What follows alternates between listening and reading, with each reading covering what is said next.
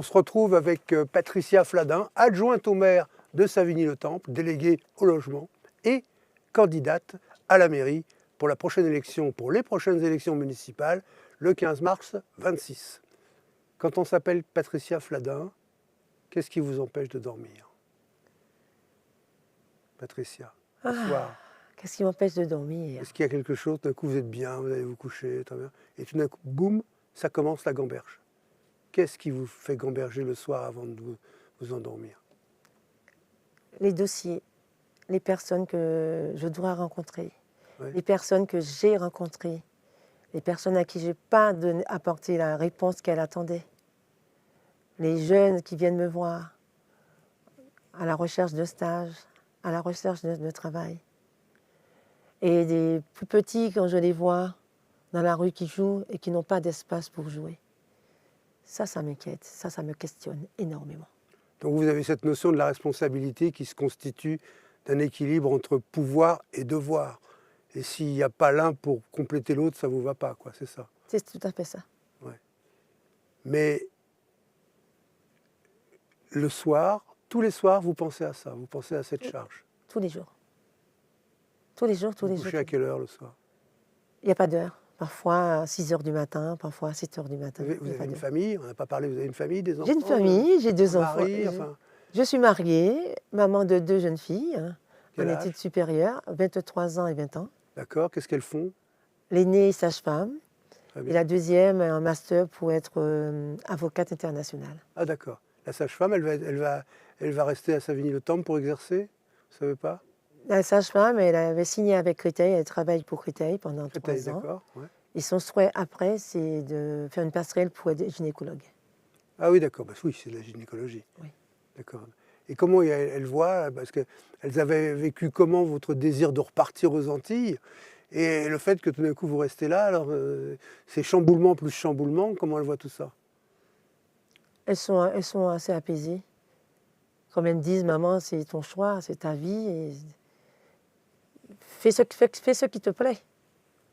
Mais elles vivent encore à la maison ou elles ont leur vie indépendante? Elles viennent à la maison quand elles sont en vacances. Ah oui, mais elles ne vivent pas à la maison. Non, elles ne vivent pas à la maison. Je les vois 2 fois dans l'année. Ah oui, donc leur vie n'aurait pas été chamboulée à Non, ce pas point-là, du tout. parce que déjà elles ont leur indépendance. Et vous savez, quand j'ai commencé, elles étaient petites. Hein. Oui. J'ai commencé la petite histoire, j'avais 11 ans, à traîner dans tous les meetings avec une sœur aînée. Et je savais qu'un jour ou l'autre, j'allais finir par être candidate. Parce que la politique fait partie intégrante de ma vie. Qu'est-ce qui vous a plu dans la politique? Qu'est-ce qui vous a animé? C'était quoi votre moteur, vos rêves, vos peurs aussi? Oui, ce qui m'a plu, c'est le aller vers l'autre, aller écouter l'autre, tendre l'oreille, aimer les gens. J'aime les gens, j'aime les écouter. Ça, c'est ce que... Pardon, mais je ne veux pas être désobligeant, mais c'est ce que disent toutes les personnalités politiques. Peut-être, mais je ne suis pas tout le monde. Ouais. Je suis Patricia. Ouais. Celle qui a quitté son pays natal à l'âge de 17 ans pour venir dans l'Hexagone poursuivre ses études et qui n'est jamais repartie.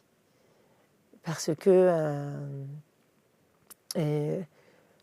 l'Hexagone m'a tout donné, m'a tout offert. Ça m'a permis de devenir la femme que je suis.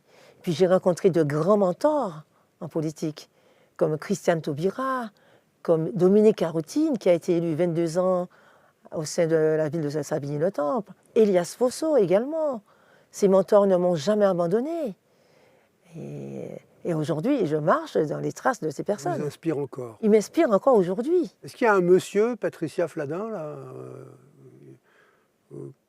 vous avez un compagnon de vie, vous avez un mari? Je suis mariée depuis 35 ans. Voilà, qu'est-ce qu'il fait? Mon époux travaille à la RATP. Il travaille à la RATP. Oui. Et comment il vit aussi vos ambitions, vos préoccupations, votre emploi du temps complètement impossible, le soir où il dort tout seul ou presque, et le lendemain matin vous êtes déjà levé ou... Il travaille de nuit, alors la nuit, ah oui, il ne risque pas de dormir seul. Déjà vous êtes en décalage tous les deux. Tout quoi. à fait. Ouais. Non, mon mari, il m'accompagne, il me soutient énormément comme mes filles. Hein. Ils soutiennent, tous les trois, ils soutiennent mon programme, mon projet. Ils sont avec moi. Comme me disent la dernière petite maman, où tu iras, je serai avec toi. Même en enfer, je serai là. Mais si vous faites les courses, vous faites à manger? Quand j'ai le temps, Sinon, comment ça se passe? Qui s'occupe de la maison? monsieur, Ah d'accord. monsieur qui gère la maison, ou je gère le soir, très tard, 5 heures du matin. Mais je gère, je sais tout gérer. Avec le temps qu'il faut, je ne fais pas les choses à la va-vite, je prends mon temps, mais j'arrive à gérer step by step, je dirais. Mhm. Pour vous, c'est quoi une vie réussie? Une vie réussie, c'est quand on mène la vie qu'on a choisi de mener. Moi, je mène une vie que j'ai choisi de mener. Aucun regret. Ma vie ne m'a pas été imposée. Aucun regret, jamais. Non, pas de regret, pas de remords. Non. Je vis pleinement ma vie. Et pour moi, une vie réussie, c'est ça. Quand vous avez les agressions, les agressivités contre vous, les gens qui vous injurient, les gens qui vous mettent la pression, vous vous dites pas parfois, mais qu'est-ce que je fais là, quoi? Non, pas du tout. On me met la pression, on se dit, zen, demain il fera jour. Vous faites du sport? Je fais du Ça sport. vous aide, non? Ça m'aide, tout m'aide. Hein. Je fais du sport, je fais de la médecine chinoise aussi qui m'aide Ah énormément. d'accord. Oui. Et puis, je fais beaucoup de méditation. Et puis, j'ai une vie chargée. Et vous faites pas à manger? Donc c'est monsieur qui Ah, fait à je manger. cuisine de temps en temps, j'ai cuisinez dit. de temps en Ah temps. oui. Ouais. Quand je cuisine, je mets les plats au congélateur. Ah, vous cuisinez, puis Voilà. Mon mari, il décongèle. c'est lui, il réchauffe. Il réchauffe. Et Mais alors c'est quoi votre plat préféré à cuisiner? Celui que vous savez faire, celui dont vos amis disent, ah là là, si vous voyez Patricia, il faut lui demander de vous faire ça et ça. Ah, le colombo Le colombo de poulet. colombo de poulet. Ma mère m'a appris ceci très petite. Ça, c'est un plat antillais. C'est un plat entier. D'accord. C'est quoi la recette? C'est du poulet qu'on a mis à macérer avec des épices, avec des légumes comme des pommes de terre, des patates douces, des courgettes. Et après, on met tout ceci à mijoter et puis on mange ça avec du riz.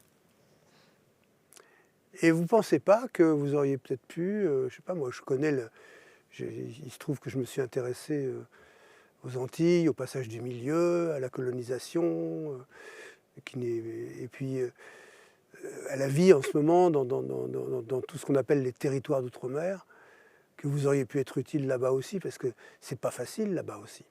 C'est pas facile, mais Ils vous ont pas un petit peu sollicité, ils sont pas venus vous voir en disant, mais attends, qu'est-ce que tu fais là, à côté de Paris ou à Paris, parce qu'ils doivent pas faire la différence, pour eux c'est Paris, plutôt que de venir nous aider à nous en sortir. On m'a Ça va sollicité. tellement mal entre les épidémies, les pesticides, etc., le chlordécone, enfin tout. On m'a sollicité et on continue encore aujourd'hui à me solliciter. Ouais. Et pour venir travailler avec eux. Mais ça ne m'empêche pas, parce que tout en étant dans l'Hexagone, mon cœur aussi a eu 1000 km. Vous pensez que si vous êtes maire de Savigny-le-Temple, vous allez pouvoir aider de là où vous serez, avec le pouvoir que vous allez acquérir, qui est un petit pouvoir relatif, mais un petit pouvoir quand même, que vous allez pouvoir aider, parce que vous avez de la famille, j'imagine, là-bas encore. Oui, la famille là-bas, oui. Aider la famille déjà d'une façon privative, mais généralement vous intéresser avec des associations de maires à la vie des gens aux Antilles, en Martinique. Mais c'est déjà le cas, je le fais déjà. Ouais. Je vais continuer à le faire. Je suis en relation avec des associations de là-bas, avec des maires de l'outre-mer. On peut peut-être échanger nos pratiques aussi, des bonnes pratiques. Et leur donner des idées, tout comme eux, ils vont me donner des idées. Mais c'est déjà le cas, je suis déjà impliquée dans pas mal d'associations aux Antilles, en Martinique comme en Guadeloupe. Et il y a des représentations à Savigny-le-Temple de la communauté antillaise? Oui, on a 2 grandes associations.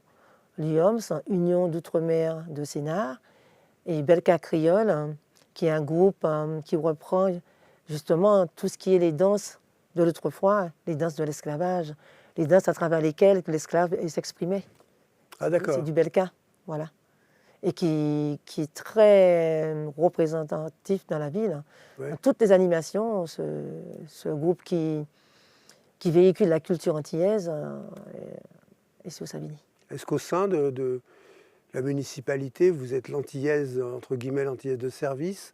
Est-ce que ça, vous le ressentez, ou est-ce qu'on vous fait ressentir, que ce soit par rapport aux origines, à l'accent, à la couleur de peau? Est-ce qu'il se passe quelque chose par rapport à ça? Est-ce que vous le ressentez? Ah, si, je le ressens, et puis on me le dit, hein, quand souvent on parle la noire, on me dit, mais pas trop, parce que t'es pas très noire.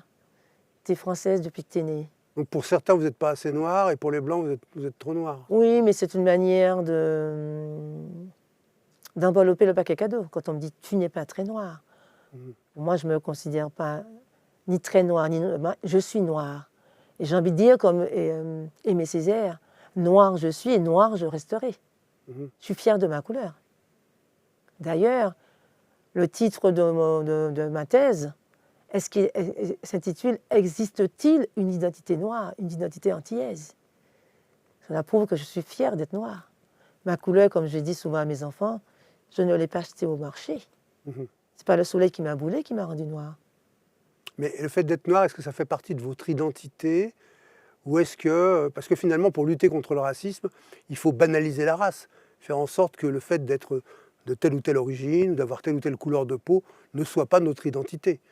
Est-ce que vous, c'est votre identité? Ou est-ce que bon, c'est un fait comme un autre, comme quelqu'un qui est blond, qui est brun, qui est roux, etc. Être noir, ça fait partie de mon identité. Mais je vais au-delà de tous ces clivages. Je suis au-dessus de tout ça. Ça ne m'affecte pas plus que ça. Qu'on me dise que je suis noire, d'ailleurs, je réponds pas. Parce que, au fond de moi, je ne suis pas touchée. Puisque je sais qui je suis, je connais mes vraies valeurs, les valeurs que mes parents m'ont inculquées, les valeurs de bienveillance, les valeurs aime ton prochain, les valeurs d'amour. Alors la couleur, pour moi, ce n'est qu'un épiphénomène. Qu'est-ce qui vous fait peur? Mes peurs, j'en ai. Mes peurs pour cette jeunesse qui est sacrifiée, peur pour mes filles, peur... Peur de quoi? Peur que la guerre éclate avec la Russie, peur des intégrismes qui se développent, peur de la violence, peur de la toute-puissance de l'argent, c'est ça? Peur une violence qui va en crescendo, peur à ce que demain ces jeunes vont trouver du travail, peur, comme vous dites, pour le terrorisme. C'est un ensemble de petites peurs qui fait une grande peur chez moi. Et c'est une grande inquiétude. C'est de l'inquiétude, c'est plus de l'inquiétude. C'est plus de l'inquiétude que de la peur. Quand je me couche, le lendemain, je me dis, bon, tiens, qu'est-ce qu'on va entendre demain à la télé? Quel jeune qui va être poignardé? Dans quel quartier? Dans quelle ville? C'est ça. C'est ça qui m'habite. Pour l'instant, il n'y a pas eu de drame comme ça à Savigny. Ah si, nous en avons eu. Ouais. Mais c'est du passé. Du passé? Oui. On peut faire quoi? On est impuissant. On est impuissant. Quand c'est une personne qui tout d'un coup pète les plombs ou un règlement de compte, qu'est-ce qu'on peut faire? Même s'il y avait 10 fois plus de policiers, de police municipale, etc., qu'est-ce qu'on peut faire? Et puis, on peut faire, quand c'est comme ça, on a l'impression qu'on n'est pas affaibli, mais qu'on n'a pas les moyens. On est là en tant qu'observatrice, hein. On regarde, on se sent impuissante, voilà. Mais en se disant que si l'État avait mis les moyens, beaucoup plus de moyens, on aurait pu éviter cela. Avant-dernière question, Patricia Fladin. Vous avez entamé peut-être la démarche pour tourner une page, pour aborder la deuxième partie de votre vie, on va dire. Parce que ça va basculer, hein. Tout d'un coup, ça ne sera plus pareil, la vie. Hein. Je sais. Est-ce que là, vous regardez un peu dans le rétroviseur ou sur votre épaule ce qui s'est passé avant? Et est-ce qu'il y a quelque chose que vous regrettez? Une chose à côté de laquelle vous seriez passé, que vous estimez ne pas avoir réussi, que vous aimeriez pouvoir faire autrement, pour laquelle vous aimeriez faire demi-tour un peu, voyager dans le temps et dire ah, tiens, je vais le refaire mais différemment. Est-ce qu'il y a une chose comme ça qui vous reste? Un petit regret? Non. J'ai appris à vivre sans regret et sans remords. Tout ce qui est fait est fait. C'est tout ce qui n'est pas fait qui est à faire. Quand je tombe, je me relève. C'est comme une citation des Antilles, je suis le roseau. Je me plie et je me redresse. Comme les fables de La Fontaine. Vous illustrez parfaitement ma définition du contraire de la peur. Les gens pensent que le contraire de la peur, c'est le courage. Moi, je pense que le contraire de la peur, c'est la confiance. Et on sent une grande confiance. Oui, j'ai confiance. D'ailleurs, c'est pour cette raison que je me lance. Parce que beaucoup ont essayé de me décourager. Non, fais pas ça, tu vas regretter, tu perdras ton temps. Et je les regarde, je leur dis, vous qui êtes là pour me décourager, vous êtes toxiques. Je n'ai plus envie de vous entendre. Laissez-moi avec mes rêves, laissez-moi avec mon ambition. Je sais où je vais, je sais où je mets les pieds. Parce que vous avez les rêves, mais vous avez aussi la méthode. Exactement. Dernière question, ce n'est pas une question. C'est peut-être une épreuve. Vous allez regarder la caméra qui est là. Vous voyez la petite boule noire là-bas. Et vous allez parler aux citoyens de Savigny. Et vous allez leur adresser un message. Chers citoyens, chers Savigniens, chères Savigniennes, me voici aujourd'hui devant vous pour, dans un premier temps, vous remercier. Vous remercier pour le temps que vous m'avez consacré, le temps que vous avez pris pour venir me voir, pour me faire part de vos inquiétudes, pour me faire part de tout ce qui vous chagrine. Et je vous remercie aussi, dans un deuxième temps, de me donner ce courage de relever ce défi.